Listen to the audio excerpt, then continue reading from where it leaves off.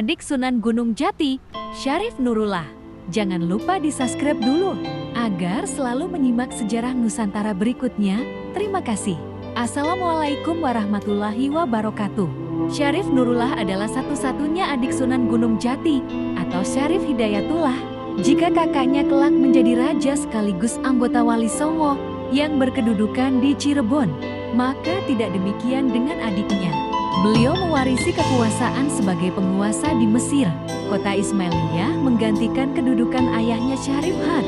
Syarif Nurullah adalah anak kedua dari pasangan Syarif Had dan Rara Santang Syarifah Mudaim. Syarif Had merupakan seorang penguasa kota Ismailiyah, keturunan Nabi Muhammad SAW. Sementara Rara Santang adalah putri kerajaan Pajajaran Sri Baduga Maharaja. Menurut carita Purwaka Caruban Nagari, Syarif Nurullah lahir selepas 1 tahun kelahiran Syarif Hidayatullah.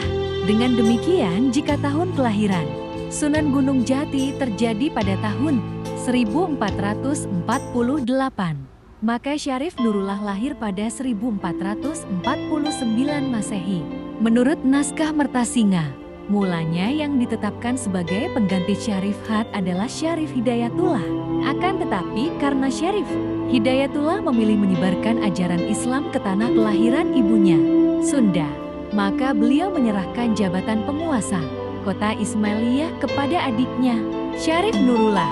Yatim sejak kecil, Syarif Nurullah sejak kecil telah ditinggal wafat oleh ayahnya. Oleh karena itu, ia diasuh sejak kecil oleh ibunya Rara Santang bersama kakaknya Syarif Hidayatullah. Tidak seperti kakaknya yang baik masa kelahiran, anak-anak, remaja bahkan hingga wafat dikisahkan dalam banyak naskah Cirebon. Maka kisah mengenai Syarif Nurullah ini hanya dikisahkan sedikit saja. Masa kecilnya hanya dikisahkan sebagaimana anak kecil pada umumnya, dan beliau dibesarkan sebagai anak penguasa yang tentunya serba kecukupan. Rara Santang mengajukan syarat kepada Syarif Had sebelum menikah. Syaratnya adalah apabila ia memperoleh anak laki-laki, maka salah satunya harus mendakwahkan Islam di tanah kelahiran ibunya. Dan Syarif Hidayatullah itulah yang di kemudian hari bersedia menjadi pendakwah di tanah kelahiran ibunya. Setelah mantap pada keputusannya, Syarif Hidayatullah meninggalkan Mesir, termasuk adiknya Syarif Nurullah menuju Cirebon menemui uaknya, yaitu Pangeran Walangsungsang, yang kala itu menjabat sebagai penguasa Cirebon Sri Manggana. Syarif Nurullah diangkat menjadi penguasa kota Ismailiyah.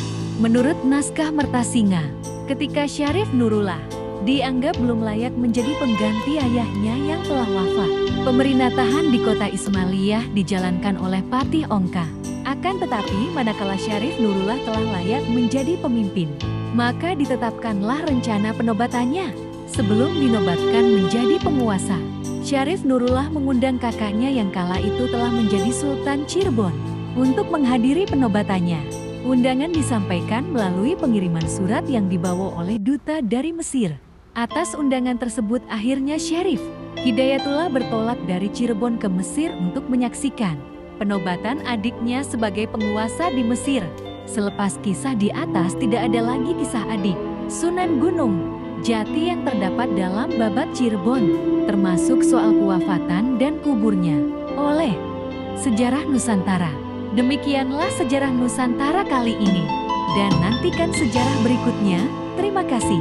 Wassalamualaikum warahmatullahi wabarakatuh.